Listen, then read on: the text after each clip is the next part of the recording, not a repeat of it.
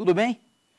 Essa semana estamos debatendo e estudando o Ministério Público. E hoje chegamos à nossa última aula, em que refletiremos juntos sobre a atuação extrajudicial do Ministério Público e faremos alguma crítica e algum apontamento para que o Ministério Público melhore a performance de sua atuação extrajudicial.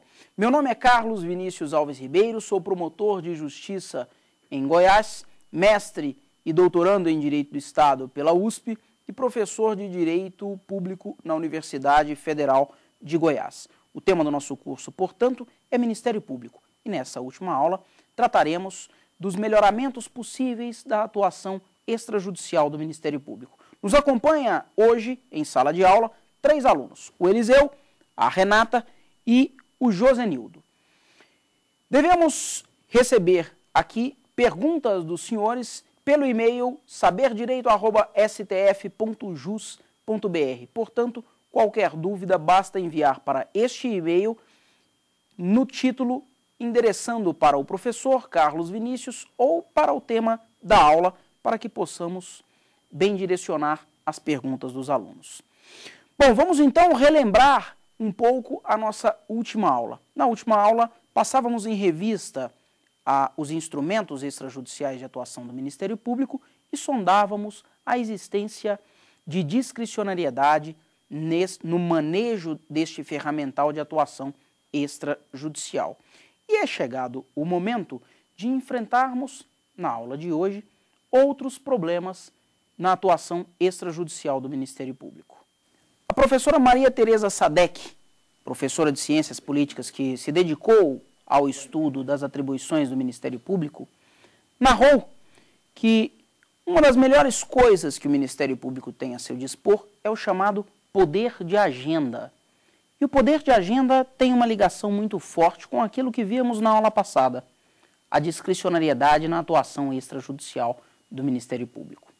Este poder de agenda, segundo a professora Maria Tereza Sadek, que, observando o Ministério Público, fez da instituição seu objeto de pesquisa na área de ciências políticas, é o que aqui, em Direito e em nosso curso sobre o Ministério Público, nós chamamos de discricionariedade na atuação extrajudicial do Ministério Público. Essa discricionariedade de atuação extrajudicial, como já dissemos em aulas anteriores, longe de significar uma arbitrariedade, ela deve significar uma possibilidade de melhor atuação no caso concreto. Se afirmamos em aulas anteriores, se afirmamos principalmente na aula anterior, que discricionariedade é visível na atuação extrajudicial do Ministério Público, temos também que perceber que a discricionariedade não é propriamente arbitrariedade. Discricionariedade é a possibilidade de se optar melhor pelo momento, pelo ferramental e pelo jeito de agir. É a possibilidade que se atribuiu ao Ministério Público de optar pela melhor forma de alcançar o objeto, o bem da vida, que é seu dever constitucional, dever legal, alcançar. E nesta última aula, em que repensamos a atuação extrajudicial do Ministério Público, temos que repensar também as maneiras, os filtros, que esse mesmo Ministério Público vai se autoimpor na sua atuação extrajudicial. Lembrando aos senhores que essa atuação extrajudicial, exatamente por ser alheia ao Poder Judiciário, ela ocorre dentro do Ministério Público.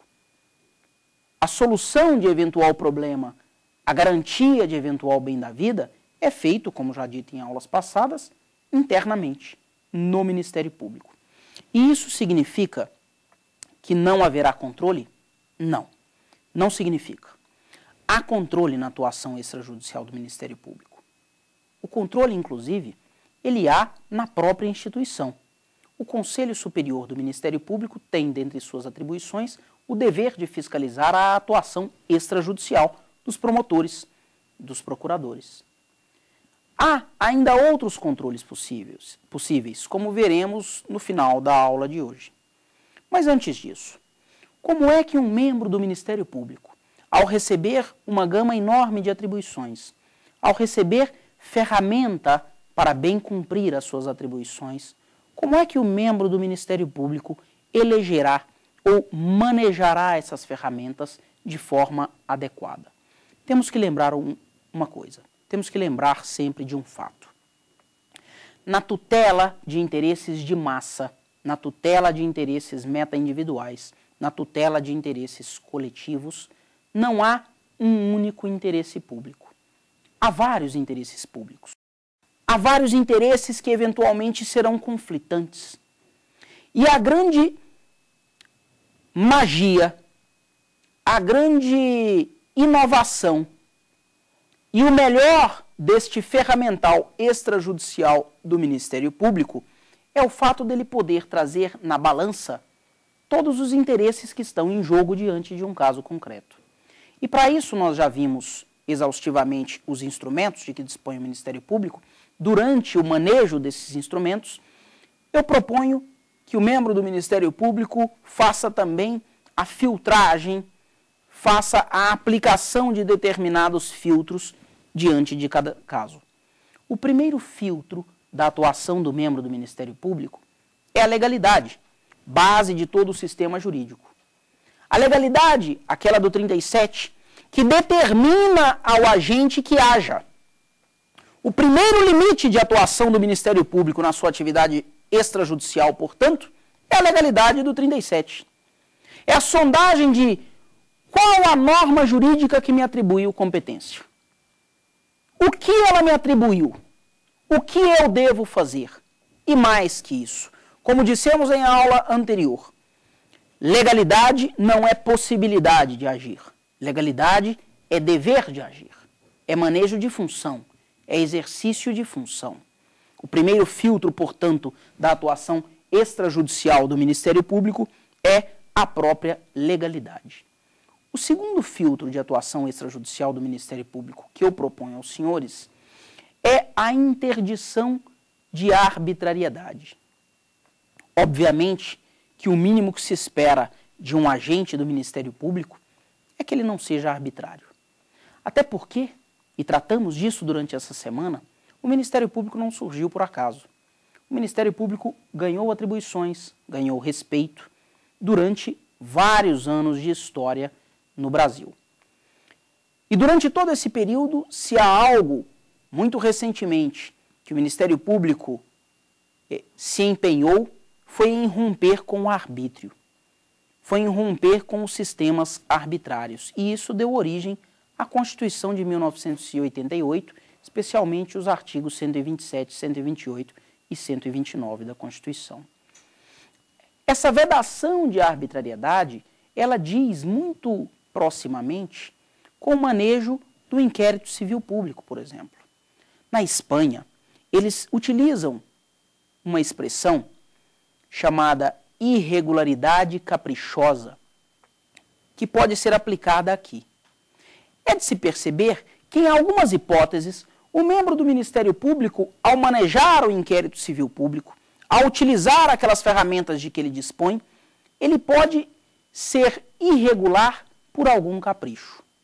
O que eu estou dizendo é que, em tese, depois de instaurado o inquérito civil público, o Ministério Público pode, percebendo a possibilidade de resolver a questão com uma recomendação, percebendo a possibilidade de resolver a questão com um ajustamento de conduta, ele pode, ao menos em tese, ao invés de resolver as coisas extrajudicialmente, ajuizar uma ação civil pública.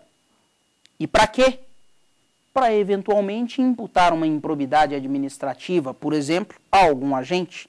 E se isso é feito, estamos diante de uma irregularidade caprichosa. E por que eu importo essa expressão da doutrina espanhola para usar aqui no direito brasileiro?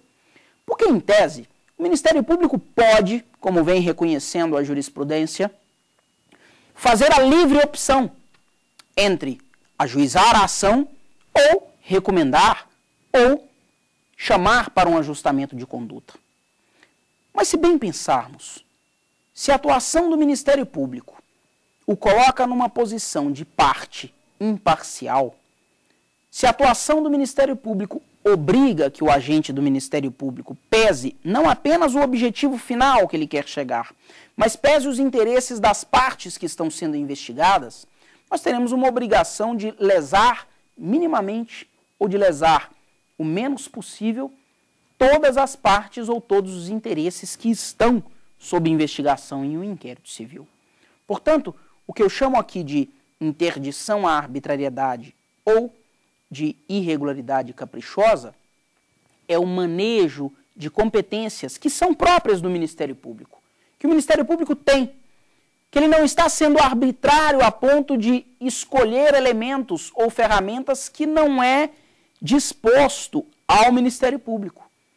Ele maneja elementos que são próprios dele, ele maneja elementos e ferramentas que são suas, mas de forma irregular, de forma arbitrária, com outros interesses, ainda que subjetivos e inconfessáveis.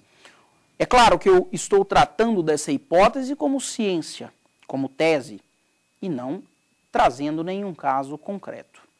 O outro filtro que eu proponho é um filtro muito relevante, presente em qualquer ação do Estado: a motivação. É importantíssimo que o Ministério Público, ao manejar o seu ferramental extrajudicial, motive detalhadamente todas as suas ações, cada passo da sua atuação extrajudicial. Motive a instauração do inquérito civil público, mas motive também a não instauração. Motive, inclusive, a não instauração por conhecimento subjetivo, quando não há uma representação. Motive dizendo: olha, tomei ciência de um problema, não tenho nenhuma representação, mas acho que não é o momento oportuno de atuar. Prefiro esperar a assunção do novo gestor, prefiro aguardar que a minha promotoria resolva problemas mais urgentes, mas já estou ciente, estou apenas manejando a minha discricionariedade e optando pelo melhor momento de agir. Lembrando aos senhores que a motivação é diferente do motivo. O que se espera do membro do Ministério Público é que a motivação, que em verdade pode ser resumida como a explicitação do motivo, o que se espera é que a motivação case com o motivo, é que a motivação seja verdadeira. O verdadeiro motivo, o verdadeiro móvel de atuação é aquilo que deve ser a motivação.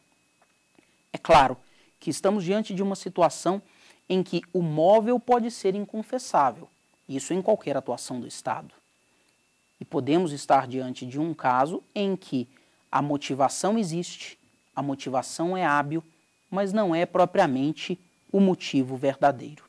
É, portanto, e proponho, nesse filtro de controle da atuação extrajudicial do Ministério Público, que os atos, durante desempenhar dessa atribuição extrajudicial, para além de serem motivados, tenham motivos verdadeiros, motivos claros, motivos transparentes. Todos os atos. O próximo filtro que proponho é a finalidade. Ou seja, se eu instaurar o inquérito civil público, se eu manejar as ferramentas que eu tenho a meu dispor, eu chegarei ao fim que eu quero chegar? Eu tutelarei o interesse que eu pretendo tutelar? Ou eu estou manejando isso aqui com outros motivos e com outras finalidades? E se for este o caso, estaremos desbordando para um outro filtro que já mencionamos, que é a irregularidade caprichosa. Eu tenho que perceber, ao instaurar um procedimento, ao manejar o meu ferramental, qual é o meu móvel, qual é a minha finalidade, onde eu quero chegar. Aquele instrumento que eu estou manejando é hábil a me garantir o fim que eu pretendo? Quando eu opto por recomendar, a recomendação vai me garantir chegar à finalidade da norma?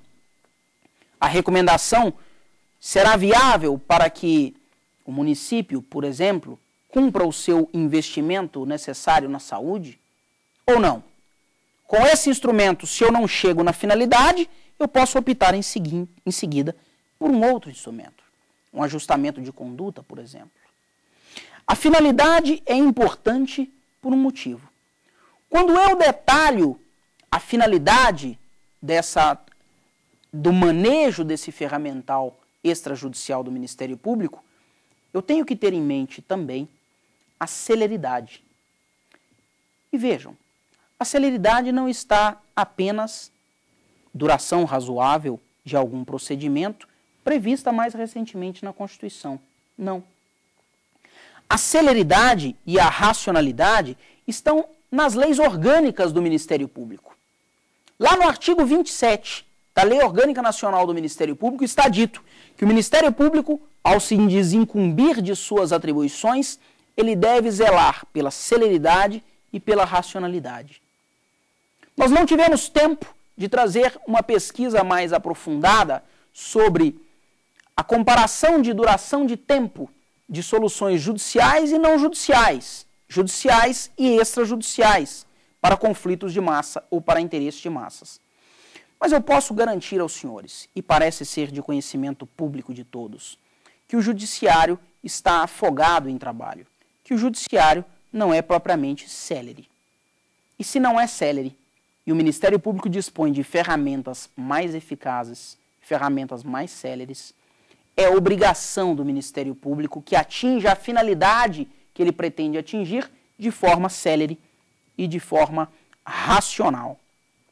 Vejam, esse filtro ele tem uma importância crucial na própria estruturação do Ministério Público. E esse filtro ele pode ser fomentado, a preocupação com a celeridade, a preocupação com o fomento do manejo pelos membros do Ministério Público de instrumentos extrajudiciais, ele pode ser fomentado pela própria instituição. E eu já digo como.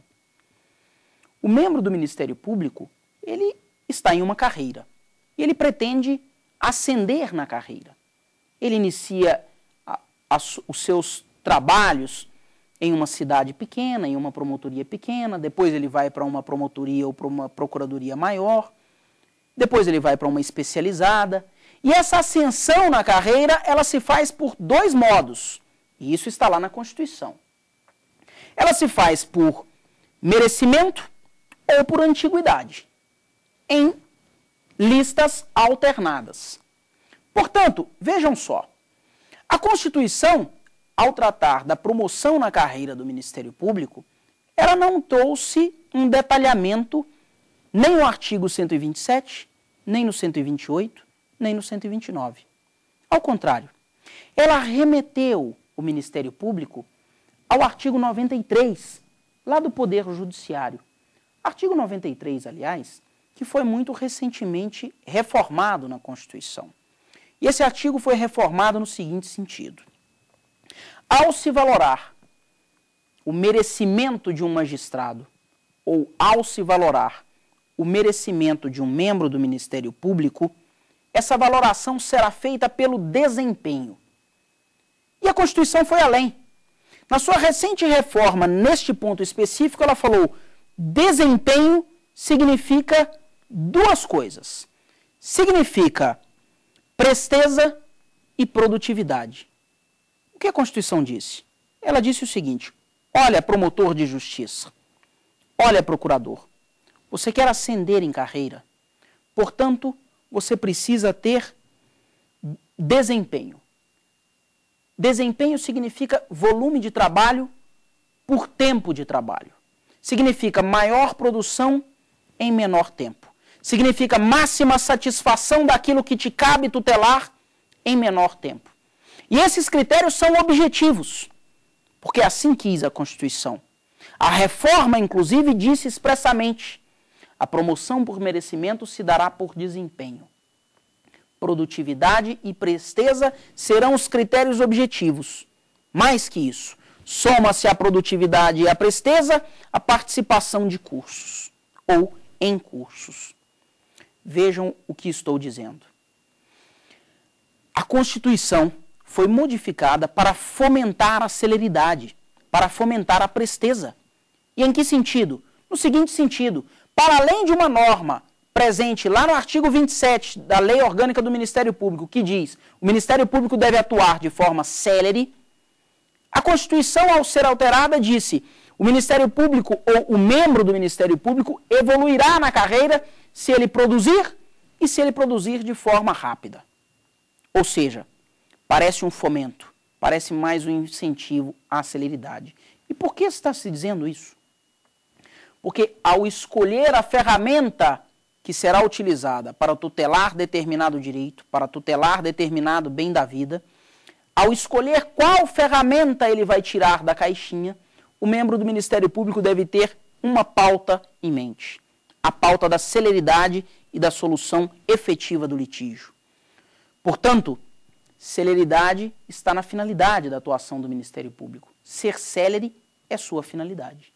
Tanto é que houve um novo incentivo, um novo fomento à celeridade, agora previsto em texto constitucional recente, que tratou desses dois critérios, produtividade e presteza, como critérios objetivos para que se evolua na carreira. O próximo filtro que proponho ao se sondar ou ao se fiscalizar a atuação extrajudicial do Ministério Público é a procedimentalidade. É reconhecer que inquérito civil público é um procedimento. Isso não é reconhecer pouco. Ao se reconhecer que inquérito é procedimento, estamos reconhecendo que inquérito é processo. Que inquérito predica um caminhar ordenado. E mais que isso. Significa que é um caminhar ordenado, como já vimos, a um fim célere e um caminhar motivado e não arbitrário. Se inquérito civil público é processo administrativo, e parece ser, cada etapa do processo administrativo, cada etapa da atuação extrajudicial deve ser motivada. Desde a instauração ou a não instauração, até o manejo ou não da recomendação. Se eu opto por não recomendar, se eu opto por não manejar um soft enforcement, eu tenho que justificar por que eu não estou fazendo. Porque a recomendação poderia ser o meio de solução mais célere. E se eu opto por não fazer, eu tenho que dizer por que não faço.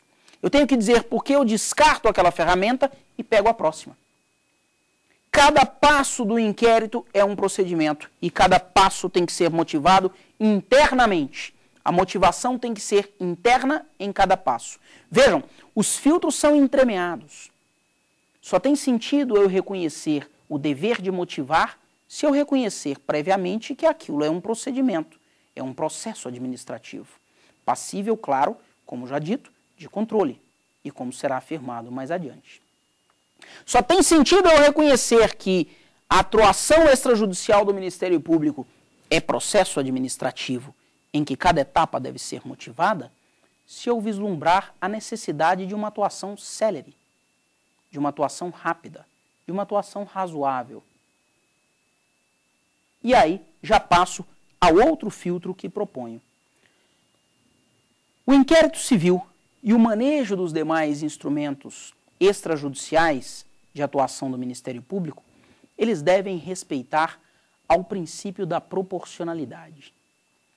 O princípio da proporcionalidade, tão utilizado e tão corriqueiramente habitante da língua e das canetas de tantos agentes estatais, ele não é tão aberto e tão fluido como as pessoas querem que ele seja ao fazer uso dele. A proporcionalidade não é justificativa para tudo. Vemos corriqueiramente proporcionalidade sendo utilizada para fazer A ou para fazer o oposto de A. Não. Proporcionalidade não é isso. Proporcionalidade é um princípio que se subdivide em 3 outros princípios. Quando eu quero analisar na atuação extrajudicial do Ministério Público se a atuação é proporcional, eu tenho que fazer uma primeira pergunta. Essa atuação é adequada virtualmente para que eu chegue na finalidade que eu pretendo chegar? Ou seja, manejar, por exemplo, uma recomendação é virtualmente adequado para que eu chegue onde eu quero chegar? Essa é a primeira pergunta. Porque se não for, se nem virtualmente eu chegaria ao final, onde eu quero chegar, a minha finalidade, manejando uma recomendação, recomendação não é um instrumento que eu deveria utilizar. A adequação virtual ao resultado, ou encaminhado ao resultado, é o primeiro subprincípio da proporcionalidade. Mas se eu reconheço, ora, às vezes eu consigo chegar ao bom termo nesta demanda com uma mera recomendação. E aí eu vou concluir. Bom, para além disso ser célere, para além disso ser rápido, é adequado para que eu chegue ao bom resultado.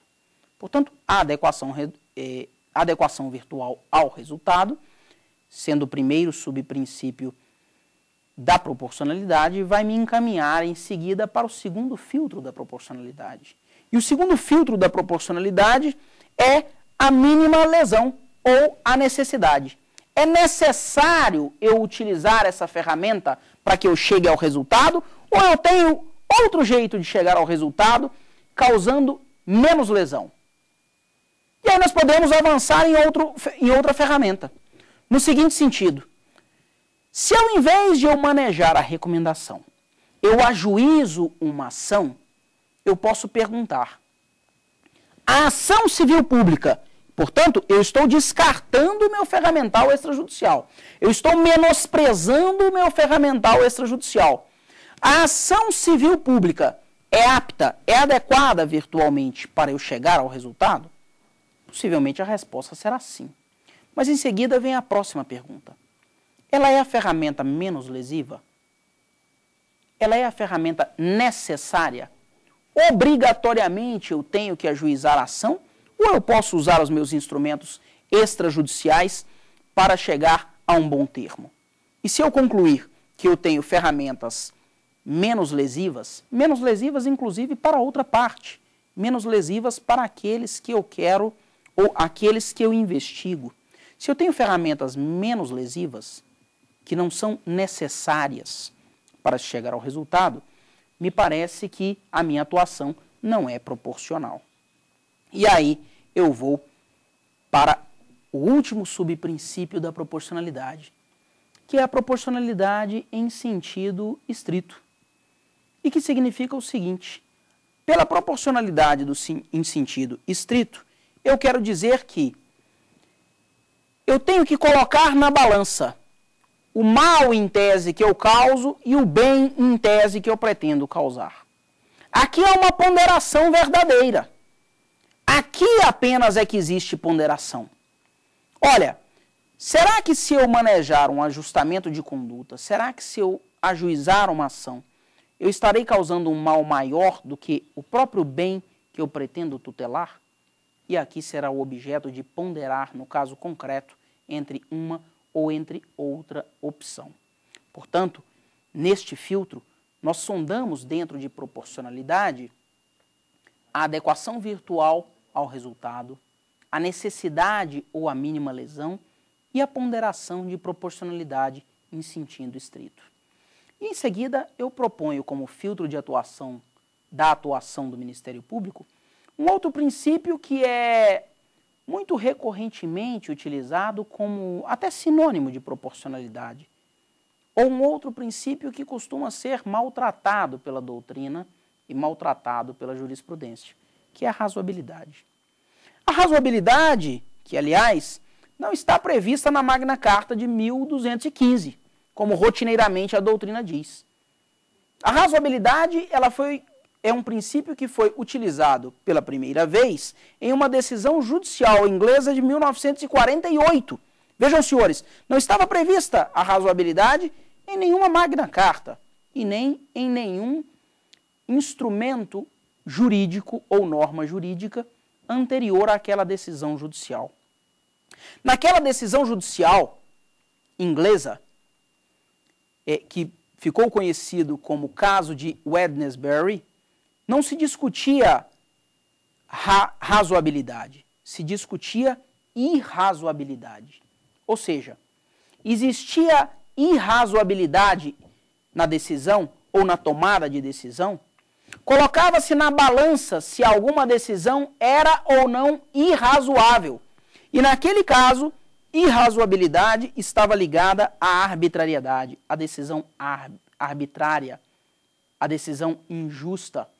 Portanto, irrazoabilidade ou teste de irrazoabilidade tem a ver com decisões justas ou injustas, com decisões que não são ou que são arbitrárias. Passo, portanto, ao próximo princípio, que é o princípio da confiança legítima. No princípio da confiança legítima, nós temos que garantir que as pessoas saibam que em determinadas circunstâncias, em determinadas situações, o Ministério Público agirá de forma previsível. A atuação do Ministério Público ela deve ser previsível, a ponto de gerar confiança nas pessoas. É um outro filtro muito importante. O próximo filtro que proponho é a autovinculação por meio de seus critérios guia. Importantíssimo esse filtro. Esse filtro é muito combatido pela própria instituição, porque os membros do Ministério Público costumam dizer que o Ministério Público não pode se autovincular por meio de critérios internos inerentes à própria instituição, porque isso fere a independência funcional. Mas não fere. Porque ao lado da independência funcional nós temos a unidade do Ministério Público, a unidade de atuação. Se o próprio Ministério Público constrói os seus critérios guias, regras de atuação no caso concreto, nós não temos nenhuma violação à independência do membro do Ministério Público, pois foi uma construção orgânica. Nós estaremos, sim, valorizando a unidade da instituição e, mais que isso, passando confiança legítima, que era o princípio anterior. Finalmente, nos filtros de atuação ou nos princípios de atuação extrajudicial, chegamos aos precedentes. Os precedentes internos do Ministério Público devem servir de guia. O Ministério Público deve valorizar os seus precedentes, precedentes do Conselho Superior, precedentes das outras promotorias, para que as atuações sejam minimamente uniformes, para que as atuações não sejam caóticas, para que o município A não faça X e o município B não faça Y diante do caso concreto. Todos esses filtros devem ser observados pelo próprio membro do Ministério Público durante a sua atuação extrajudicial. Mas todos esses filtros devem ser mais que isso. Devem ser fiscalizados pelo Conselho Superior do Ministério Público. Todos esses filtros devem ser fiscalizados pelo Conselho Nacional do Ministério Público.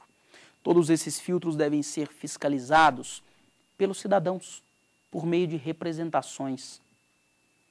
E, finalmente, é importantíssimo que esses filtros, essas balizas da atuação extrajudicial do Ministério Público, sejam reconhecidas pelo Poder Judiciário quando, eventualmente, o membro ou a instituição ou as instâncias de controle administrativas não reconhecerem esses filtros como legítimos. É importante, portanto, que as pessoas, que a administração, que os órgãos de controle da administração, e mais que isso, que o judiciário valorize o ferramental extrajudicial do Ministério Público para a solução rápida e célere de conflitos de massa. É preciso que o Ministério Público entenda esse ferramental como procedimento e aplique todos esses princípios que eu aqui sugiro para que nós tenhamos um bom desincumbimento das nossas funções. É chegado o momento agora de passar a bola aos alunos e ouvirmos suas dúvidas e suas perguntas. Fiquem à vontade. Professor, o Ministério Público exerce controle sobre atividades do próprio Estado e de suas outras instituições? O Ministério Público exerce, como vimos durante o curso, fiscalização e controle do Estado como um todo.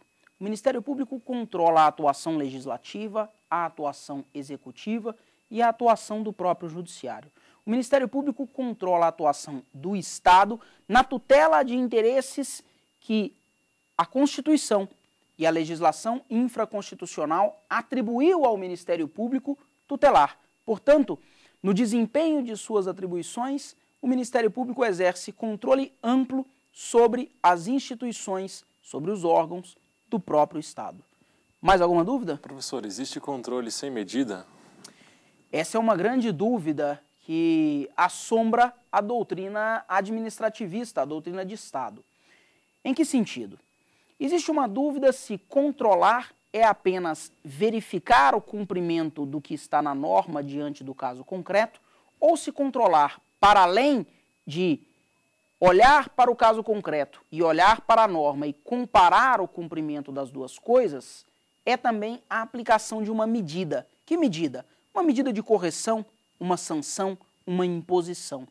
Portanto, a indagação de existe controle sem medida é uma indagação importante no seguinte sentido. Se nós entendermos que só existe controle com medida, ao fim e ao cabo, a única instituição que diz a medida em caráter final ou com palavra final é o Poder Judiciário e, portanto, o único controlador seria o Poder Judiciário. Só que o Poder Judiciário não deflagra controle. O Poder Judiciário não inicia a ação e, portanto, ele estaria dependente para cumprir o seu controle. Me parece correto afirmar que existe sim controle sem medida e que controle é mais que medida, é mais que dar a palavra final. Controle é supervisão, controle é orientação e apenas no final, quando a orientação, quando a supervisão, quando a vigilância falha, é que vem a medida. E o Ministério Público tem alguns mecanismos de se chegar a uma medida, saindo e contornando o Poder Judiciário na aplicação dessa medida. O Ministério Público sofre algum tipo de soft enforcement? Olha, a pergunta da Renata é se o Ministério Público tem algum soft enforcement. E soft enforcement é algum instrumento ou algum ferramental que, antes de ser enforcement ou antes de impor uma obrigação final, como faz o judiciário, ele dá a última palavra diante de uma lide que lhe é posta. Soft enforcement é algo menos, é algo menor. É obrigar de forma mais light, é obrigar de forma mais soft. É não obrigar, mas mostrar que aquilo é o caminho correto e demonstrar, no caso concreto, que é preciso corrigir e é preciso adequar. O Ministério Público tem sim, Renata, ferramental de soft enforcement. Por exemplo, a recomendação. Eu recomendo que se adeque a alguma conduta, isso é soft enforcement. Eu posso chamar para o ajustamento de conduta, e isso também é soft enforcement. Vamos, portanto, agora para o resumo da aula de hoje. Na aula de hoje, portanto, passamos todos os meios, todos os filtros de que dispõem os órgãos de controle, as pessoas que controlam o Ministério Público para fiscalizar, para controlar, para limitar a atuação extrajudicial do Ministério Público. Mas antes disso, na aula de hoje percebemos que o Ministério Público ele tem aplicado a ele próprio uma série de filtros, uma série de balizas, uma série de limitações que indicam qual é o melhor caminho de sua atribuição extrajudicial. Na aula de hoje, percebemos que o Ministério Público deve reforçar o seu caráter republicano, deve reforçar a sua consciência ou a ciência de que exerce função e sua atribuição é sempre em benefício de outrem. Mais que isso, na aula de hoje, na finalização do nosso curso, percebemos a importância da atribuição extrajudicial do Ministério Público e percebemos que é preciso manejar bem esses instrumentos extrajudiciais para que o Ministério Público melhore cada vez mais a performance de sua atuação na tutela de interesses transindividuais. Quem quiser mandar algum e-mail, alguma dúvida dessas séries de aulas que tivemos essa semana, mande um e-mail identificando a aula e o nome do professor para saberdireito@stf.jus.br. Quem perdeu alguma aula ou quem quiser assistir novamente alguma aula, acesse www.tvjustiça.jus.br. Agradeço imensamente todos vocês durante todos esses dias estudando comigo o Ministério Público. Muito obrigado.